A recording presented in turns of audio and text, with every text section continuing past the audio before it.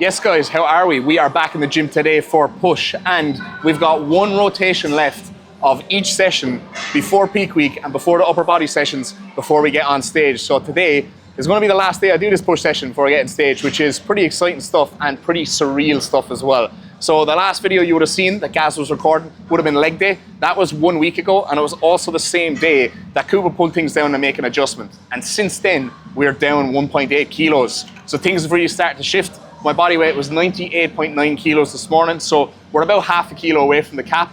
And I must say, I'm a lot lighter than the last time I'd done this session. So as we know, in a diet, guys, and on prep, push generally tends to be one of the body parts that takes the biggest hit, but we're gonna make sure not to have that mindset today. We're gonna train as hard as we possibly can. We're gonna look to hold numbers as much as possible. However, we are not gonna sacrifice good stimulus and good tempo just to hold on to those numbers and hold on to load, okay? So we're gonna make sure we get a good quality session in today, guys, and we give it our absolute everything. So guys, today is pre-workout of choice. We have got Conte Sports Mega Pump. So when you're on prep, your food is a little bit lower and you're starting to get into the final stages, what you'll find is that your pumps in the gym may not be the best. So anything that you could utilize to enhance that pump is definitely going to be worthwhile using. So with Conte's Mega Pump here, this is a non-stim pre-workout, which is definitely my preference because this is just going to help to enhance nitric oxide production and drive a lot of blood flow into the muscles,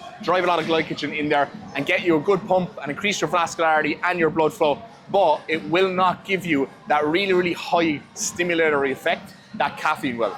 And I find personally, when I'm on prep and energy is a little bit lower, sleep may potentially be a little bit poorer, I don't want anything that's going to overstimulate me and potentially just drive fatigue a little bit further. So I will always opt for a non-stim pre-workout as I'm going to get the pump benefits from this. I'm also going to get some of the cognitive benefits from it as well. And I will not get that massive stim and massive crash effect that I sometimes do from stim pre-workouts. So on the back of the panel here, guys, we have got L-citrulline, glycoside, acetyl L-carnitine, bitter melon extract, nitroside, beetroot extract, pine bark, and vitacholine. So all of these ingredients are going to help to enhance pump, enhance your cognition, but like I said, not give you that crashing effect. I have got the fruit burst flavor, which is absolutely tremendous, probably the best tasting pump product I have ever had. And it not only tastes amazing, but it aids your performance amazingly as well. So guys, if you want to pick up some of this non-stim pre, then use code DMAC10 on Conte Sports. So guys, before we crack on into today's session, don't forget to like and subscribe to the channel if you're new here. 50% of you are still not subscribed to the channel. We're 2 weeks out now, guys. All those juicy show day vlogs are going to be coming, so make sure you hit that subscribe button. And if you enjoy the content, drop a comment down below and let me know.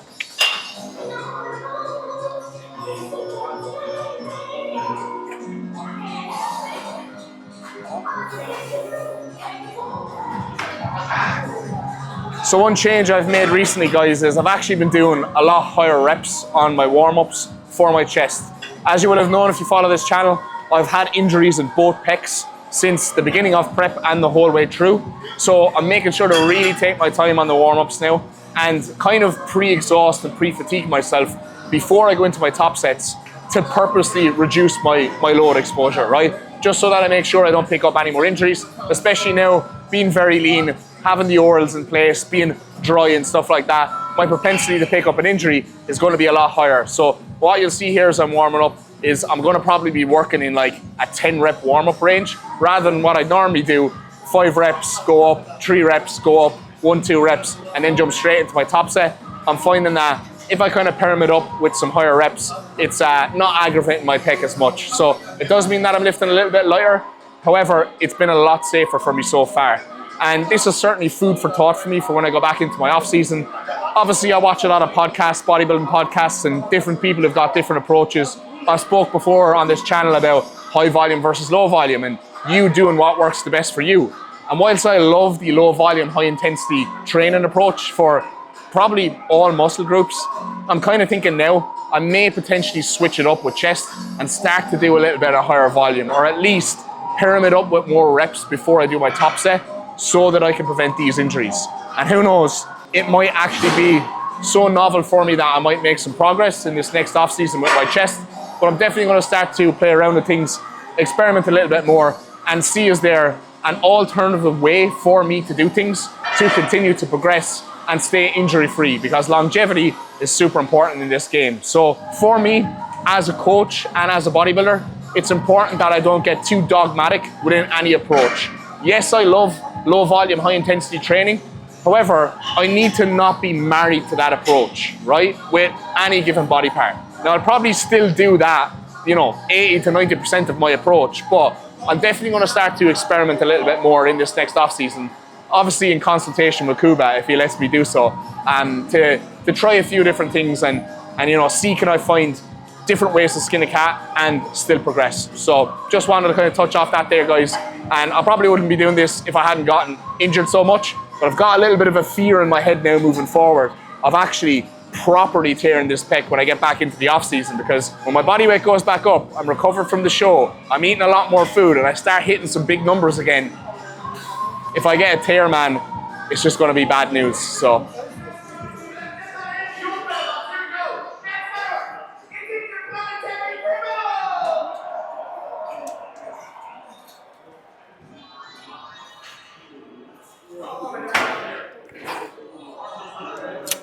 Okay, top set here. I got 14 reps on this, the last session, but I'm just going to stick with this weight and just aim to get 15, right? Higher reps, safer reps, and exact same with the back off set here. So it's feeling good so far today. Chest feels great, and I got a fucking tremendous sleep last night for being like 2 weeks out. So energy is up today, mood is up today, and I think that's going to lead to a really good session.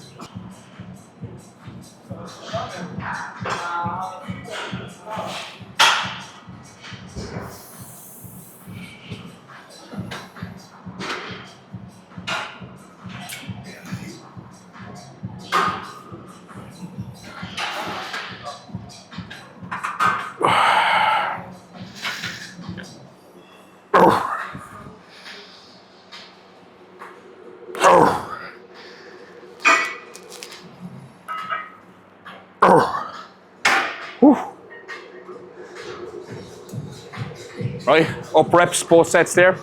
Happy with that.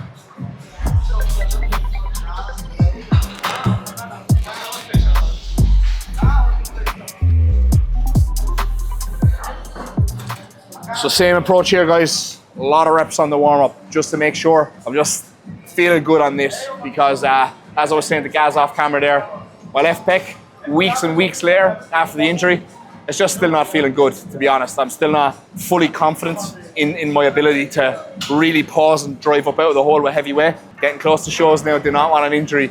So I'm really going to be dropping the ego on this today. And even if I have to drop down load from where I was in the previous session, I honestly don't mind. Last session doing this before I hop on stage, I don't care what I lift. All I want and all I'm chasing is a good quality stimulus and a good pump.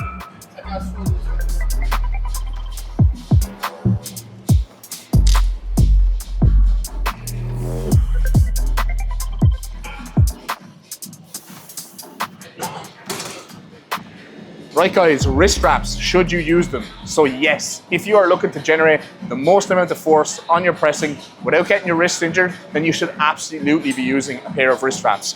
I've got the hard body ones here, guys, which are much better than most other brands and the previous wrist straps I was using before, because these actually wrap around twice and give you really good support around the wrist. And these are actually the shorter ones. If you are a powerlifter and you're looking for even more support, they do actually do a much longer wrist strap that gives you that next level of support and stability. Now, quick one, guys, while we're on the topic of wrist straps, I'll show you how to actually wrap these up properly. So what a lot of people will do is they will quite literally wrap them around the wrist here, but that does not give your wrist any sort of support or stability. So what you need to make sure, guys, is that you actually put it up above the bone that is on the edge of your wrist here, up the top, wrap it around nice and tight like this, so that it's coming up above your wrist and it's actually giving you support so that wrist doesn't bend. So guys, if you want to pick up a pair of these premium wrist wraps, they've got them in tons of different colors. They look absolutely sick. They perform even sicker. Go on to Hardbody and use code DMAC10. Top set here, guys, we have got, guys, make sure you get this side, right? Get this side here, so it actually looks like I've got 3 plates on both sides. They'll never know. If you get it from this angle, it looks like I'm doing 3 plates a side, right? Top set here, 120 kilos, guys. We've actually got 100 kilos. So it's a far cry from where I was peak off season, where I was doing like 3 plates and a 15 a side on this, which is considerably more weight than it is here. Or maybe it was 3 plates, a 10 and a 15. I can't exactly remember. But it was pretty heavy, guys, right? But I was not lifting it with good form and execution. Form might have been good, but the tempo certainly wasn't. So we've cleaned that up, we've tidied it up. 2 plates felt super, super good there. So the 3 plates should be pretty manageable for me today. Got 7 reps on this the last time, which honestly wasn't the best and wasn't what I was aiming for. I want to get 12 reps here today.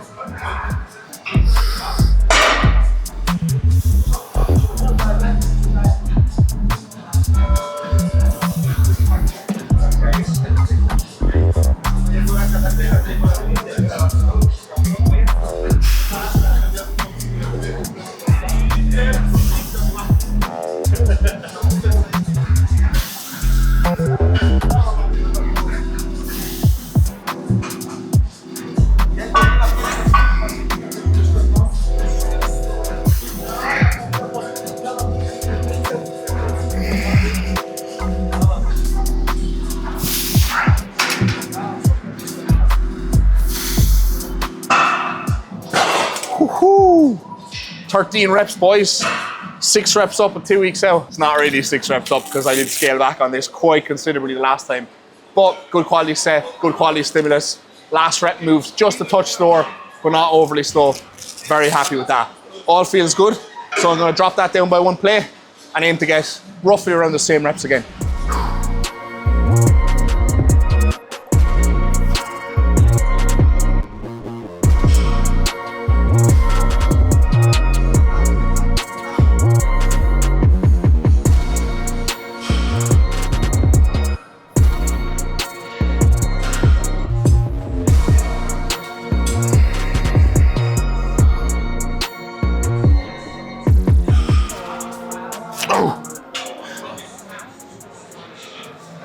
Oh. 12 reps there as well. Very, very happy with that.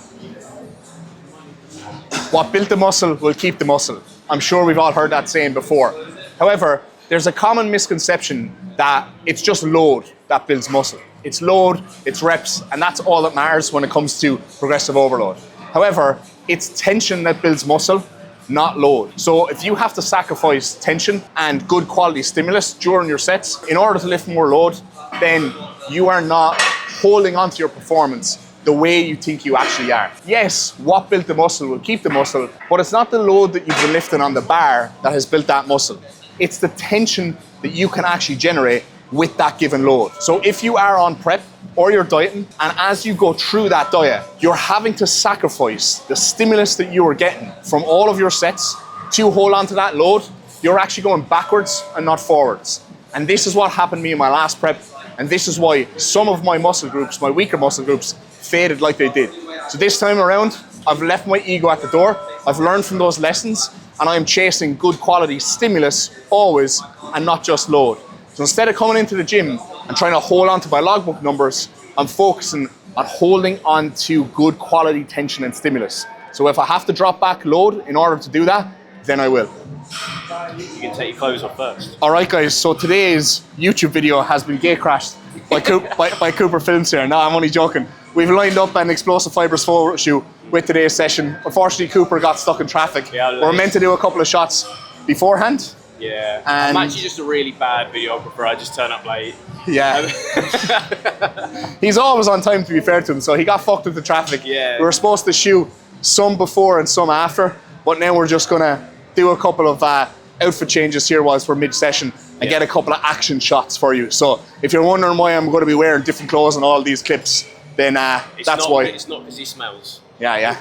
It's not because I smell. It's not because I smell. No discount code for explosive fibres, unfortunately, before 17 people DM me and ask me. They definitely need to give me one because I get this question once a week at least. There is the general 25% off, but you get no commission off that, mate. Exactly. I get no commission, so it's not worth plugging in today's video. But the clothes is sick though, guys. It is. Right. So we'll throw on a couple of these bits and we'll crack on with the session.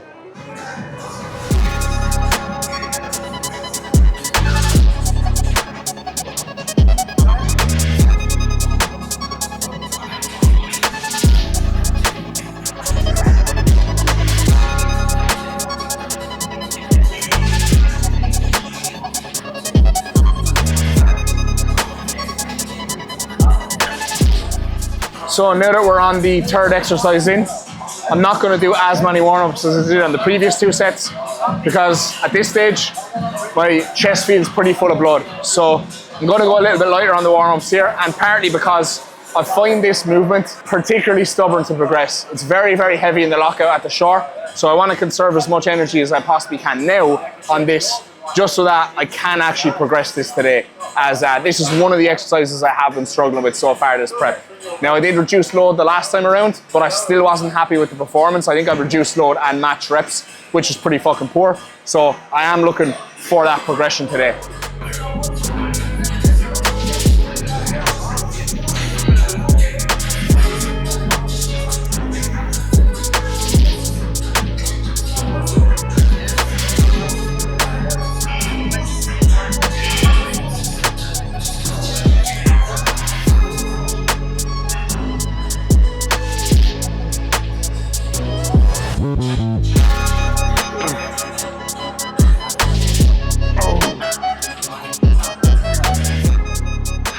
Rep down there. Not happy with that.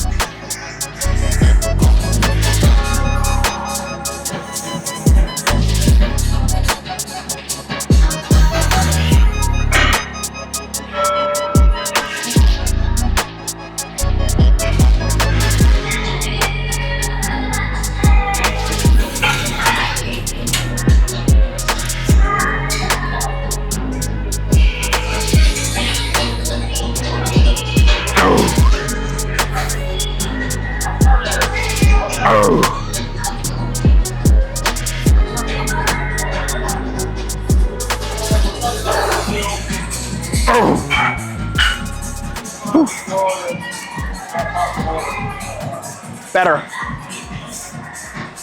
Right guys, next up we have got some bodyweight dips that Cooper is currently using as a clothes rack over here. So for these dips, I'm actually going to take the wrist straps off because the wrist support is so good on these that I actually just prefer to have a bit of a bend in my elbows so I can get the full depth on these dips. Now just one set here, we did pull the volume back on these, and bodyweight only here guys, okay? So one of the biggest issues I have with my clients when I see them doing dips is getting them to go deep enough and getting them to pause in the stretch.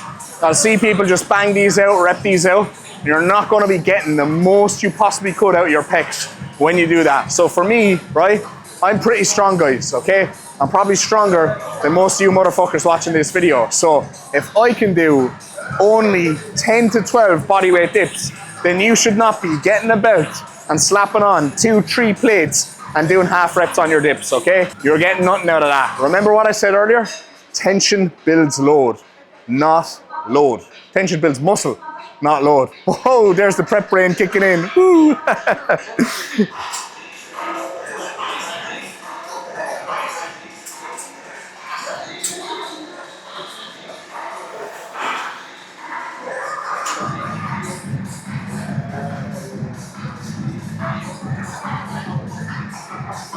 So someone asked me in a recent Q&A what my biggest learning was from this prep versus last prep.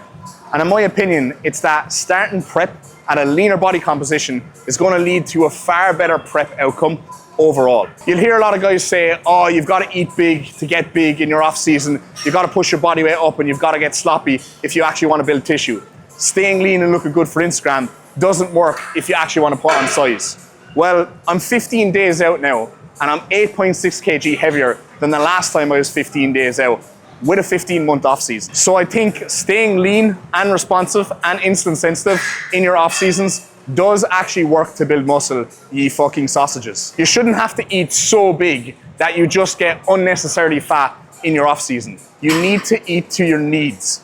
And the guys who say that you need to get sloppy in your off season are most likely the same guys who have to push super hard on prep for 16 weeks straight, practically eat air, do 2 hours of cardio a day, and still step on stage fat and out of shape. During my last prep, I dropped 22 kg from start to finish. This time around, it's looking like I'm only gonna drop about 12 kilos. I've averaged a 0.6 kg rate of loss every single week so far this prep.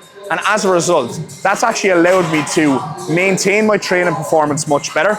It's also allowed me to not flatten off too much and hold onto my weaker body parts. I've been able to stay super, super fresh, all things considered. And look, bodybuilding preps aren't easy. However, there are other ways to do things to make the process of prep a lot smoother for yourself. To be perfectly honest, I think 90% of the guys who say you have to get sloppy in your off season are just using that as an excuse because they don't have the discipline to control their appetite. Tell me I'm wrong.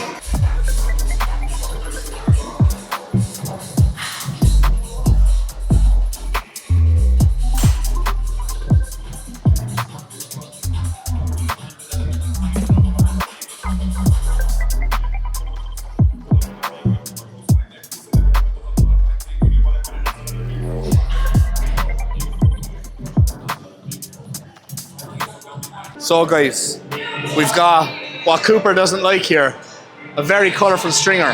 Now I'm thinking like single cougar in Benidorm sort of vibes when I look at this colour. So I'm a fan, I like it. Cooper said he doesn't like it, but I feel like if you've got the confidence, guys, you can rock just about anything. So the tan obviously helps as well.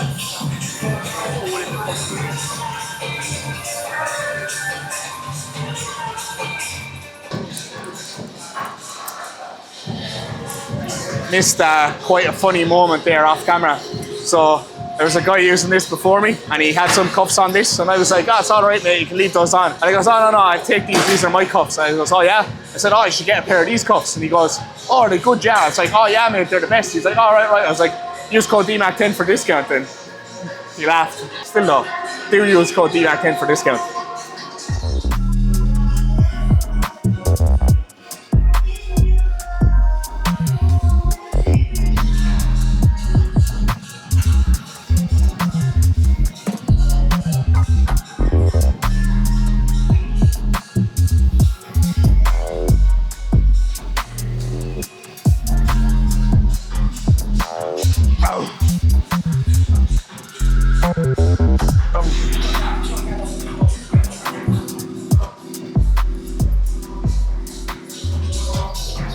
All right, we have got tricep pushdowns next, then we've got dumbbell laterals, then we're going to wrap up with Nautilus tricep extension upstairs, which is perfect because the best posing spot in the gym is up there, so that's where we're going to show you the physique today.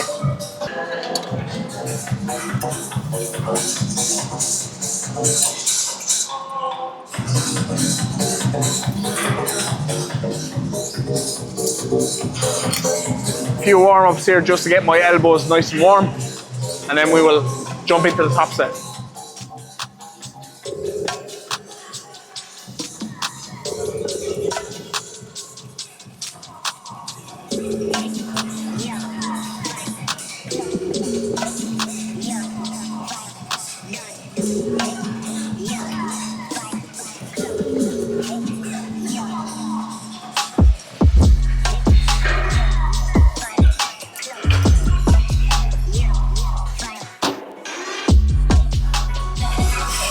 We've got the cherry HydroFlow today.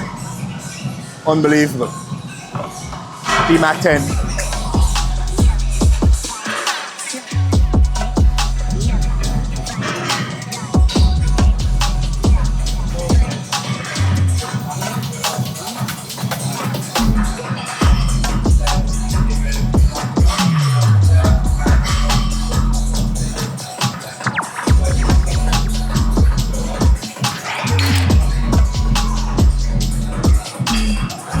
So I was just having a conversation with one of my clients this morning in one of his check-ins, and we were speaking about bulking and the fear of bulking and the fear of getting out of shape. When you're a little bit leaner, you've got abs, you kind of like how you look, and you don't really want to push to that stage where you're going to soften up a little bit and start to look worse.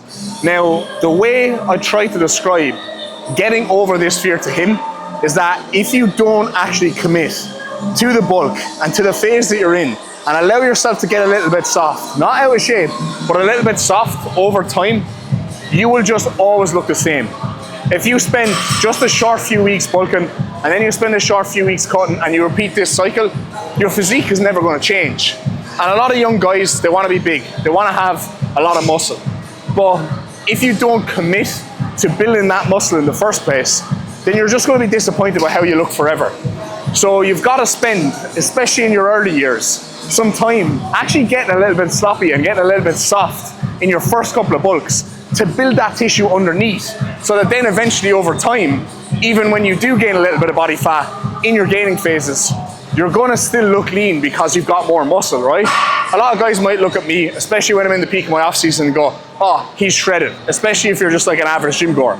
But I'm not. I've just spent years and years and years building up all of that muscle underneath the body fat to make it have the illusion that I'm a lot leaner than I actually am. So guys, if you are afraid of bulking, remind yourself, if you do not do it, you're just going to look the same forever, and you're never going to look how you want to look.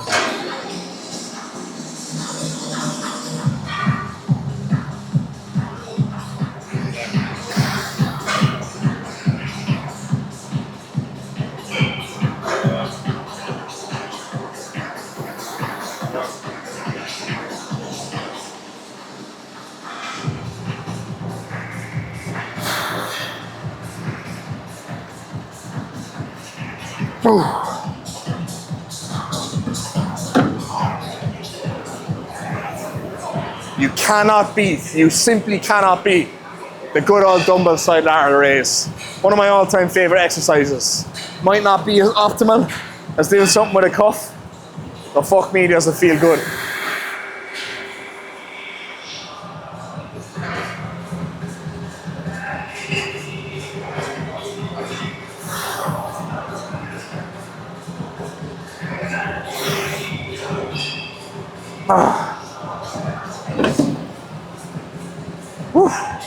That is 8 kilos heavier at this point now in comparison to his last prep. In one off season, we have added around 16 pounds. Initially, the goal was classic, right? Which we are still going to do this year. But given the process that we've gone through this year, the progress that you've made, it's not realistic for you to be able to do classic again unless we get the pro card. With what I know we can do in one off season, you're going to add another 10, 15 pounds of muscle. We haven't pushed the envelope with anything. You've just had an echocardiogram, everything's good. Your health's tip top, your blood work's always great. The main thing for us is just managing your stress levels, making sure mentally feel good. That is the winning formula, making sure we do just enough to get the growth without trying to get too greedy. So that applies to food, training, and the drugs. Yeah. And someone actually asked me in the Q&A yesterday, what's been my biggest lesson from this prep versus last prep? Number one that I went over was starting leader is going to lead to a better outcome. But number two has been the importance of stress and managing your environment and just keeping a level head, because it's made all the difference for what, 3 diet changes? Yeah, yeah, right.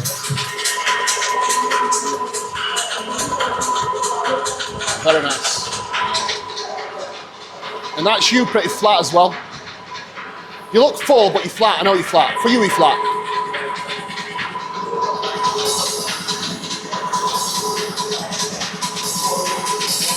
Yeah, beautiful.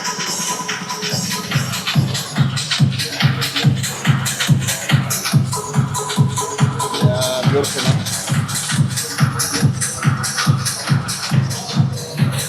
Good. How much water have you had? 5 or 6 litres.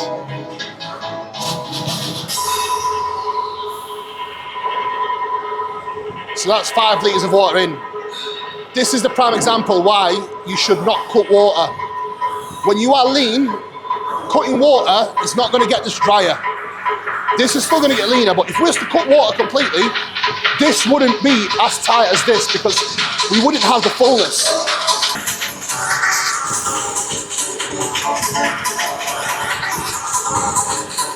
Yeah, stunning.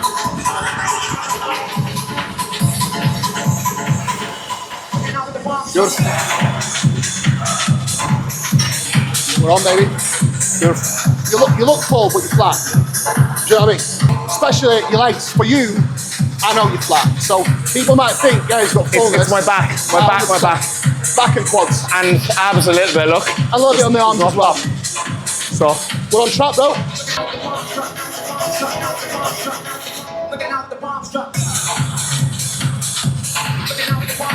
What you'll notice now is, when you're ready and when I'm done with you, for the first show, you won't lose a significant amount of body weight for the second show, but you are going to be significantly leaner. I'll get tighter and tighter. Yes. The skin will get thinner as we move along. You will still continue to drop body fat. But I'll maintain fullness. Comping away, but it's like... Remember what happened to me after my last mini cut? So, after my last mini cut, we kept food really, really patient. I stayed at 105 kilos for 5 weeks straight, and I got bigger and leaner and bigger and leaner. Basically what's going to happen now. That's the plan. Game plan. Yeah. Just be patient, follow the plan, not lose the head. That's all we need to do. That's it. Simple. Stress low, focus, just one step at a time now. That's what it's all about. All right, guys, it's a little bit quieter up here, which is good, as the music is fucking blaring downstairs. So hopefully you're able to catch all of that conversation myself and Kuba had there. I'm sure Gaz in the post-production will be able to voice isolate that nicely for us. So yeah, he's just kind of touching off the prep, touching off what the plan of action is kind of here, moving forward, how we're going to manage in between the shows, and all those other sort of things. And you know, just kind of briefly touching off where I'm at now versus where I was at the last time around. And Kuba is absolutely convinced that with one more push-up, I'm going to outgrow Classic, right? So, like he said there, unless I turn pro this year, he doesn't think I'm going to be staying in Classic. I think I'm going to disagree with him there, all right? I still do think I probably have a little bit of extra tissue I need to gain and then potentially suck down into Classic like everyone else who gets a Classic Pro card does. But we'll just have to wait and see what happens, okay? Not getting ahead of myself now or saying I'm going to be a pro this year or anything like that, as I spoke about in the vlog already and on my stories on Instagram. I don't think I'm at that level yet, but I actually genuinely have no idea where I stand in Classic. Because last year at the MK Classic, I bet one other guy in my class, and then I stood beside Jack Eagles and Pierce Garich in the overall, who both turned pro later that year. So, you know, I was nowhere near that standard last year, and then I could see where the standard was. I could see the gap that I needed to close, but I haven't stood against anyone else who's like maybe close to a pro standard, but not there yet. So I just don't know how I'm going to fare this year. But we'll try our best, guys, and we'll see what happens, and we'll get there eventually. And if Kuba is convinced I'm going to grow as much as I actually am, then who knows? Maybe I will have the potential to be an open pro, but I don't know, do I fancy waiting another 5 years to be a pro yet, so, or after that Classic Pro card.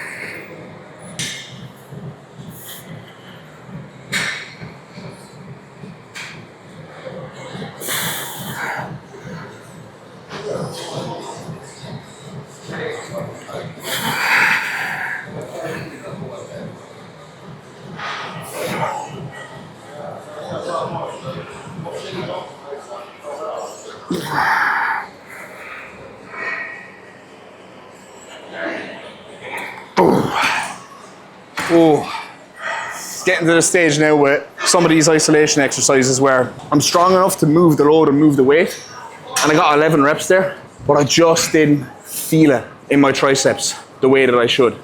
So based off how that felt there, I'm going to scale back a little bit on the back offset and kind of go like retardedly light. Go so light that like I know I'm going to be able to do tons and tons and tons of reps with it. But just so I can actually slow it down and I can really, really contract through the muscle and there's not any bit of resistance at all. Even though that moved well, it just didn't feel the way I wanted it to feel. So maybe that's just after doing the full fucking round of posing downstairs, I'm all pumped out at this stage, but yeah.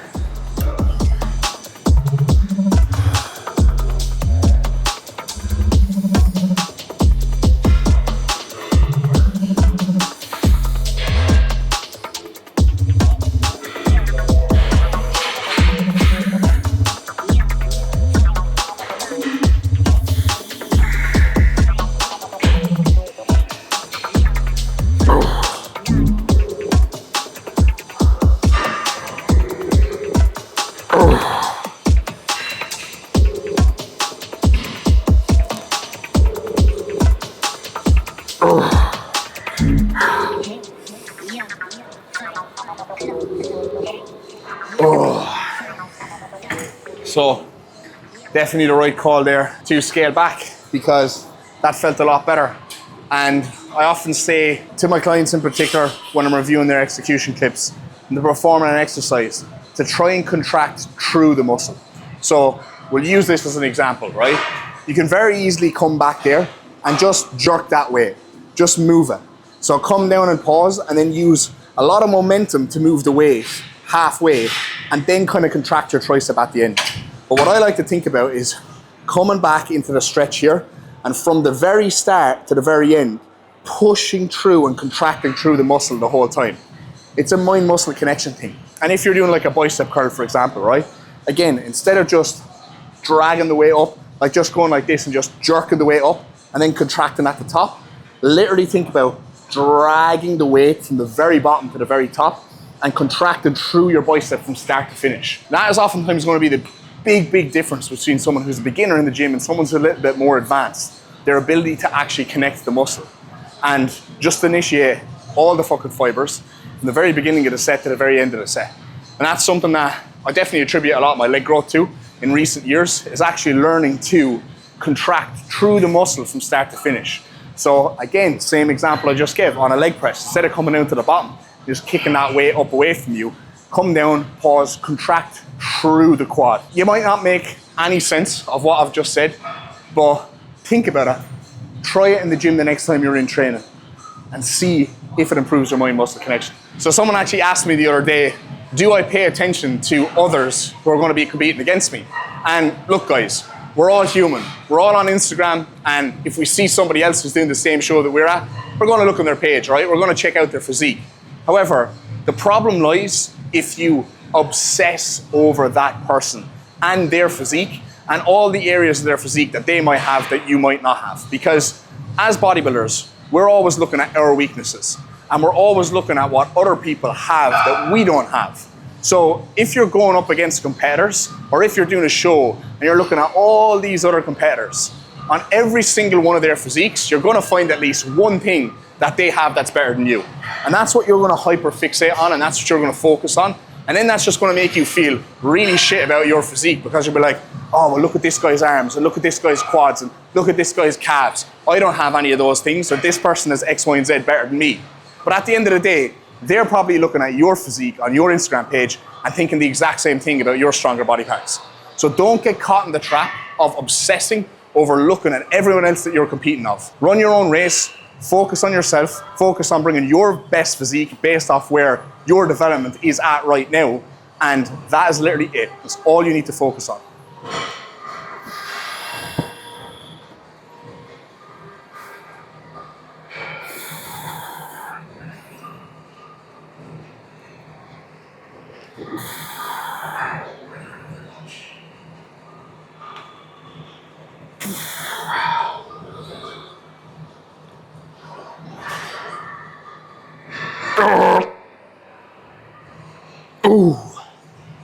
Whew. Job done. Session is wrapped up, boys. Very good session today. Very happy with the performance. Very happy with the look and how we're looking downstairs. Even Gaz said, since the last time you see me, I'm looking a lot sharper, as I knew I would. And obviously I got a little bit of a pump on because it's pushed today. Now, Kuba took a look at me and he said, you look full, but you look fat, sort of a thing, all right? So I look full because it's push day today, and we've got the Anavar in, which is kind of giving that kind of a look. But at the same time, there's certain body parts that I know, especially for me, when I get flat, they kind of suck down a little bit. So my abs aren't popping out as much. I know my back is a little bit flat, and Kuba knows by looking at me right now that I am flat. But that's all good, because we've got about 10 days, maybe a little bit less of fat loss, to push hard, get a little bit flat, and then we've got a couple of days to eat up into the show. So it's all good, guys. We're on track. Kuba's happy, I'm happy. Very happy today, actually, with the look. And my glutes have come in a lot more. And I have 3 meals in me. I've drank like 5-6 litres of water. So to still look this good, like hard and dry and all the buzzwords, I'm super happy with that. Yeah, epic stuff, guys. Now we'll do one more round of posing for you all up here, just so we can get a little bit of a more closer up shot. And then we'll outro the video from there. Yeah, definitely looking a lot drier today. I'll just get these boxers into action mode for you.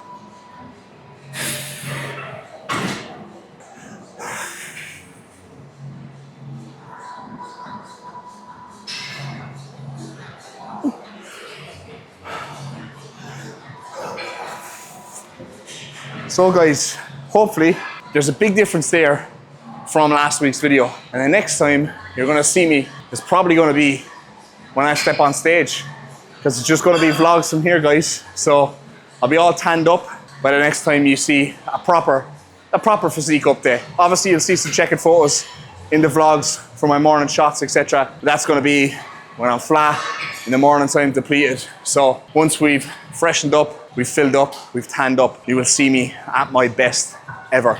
So guys, as always, thank you very much for watching. Drop a comment if you haven't already. We'll catch you in the next one.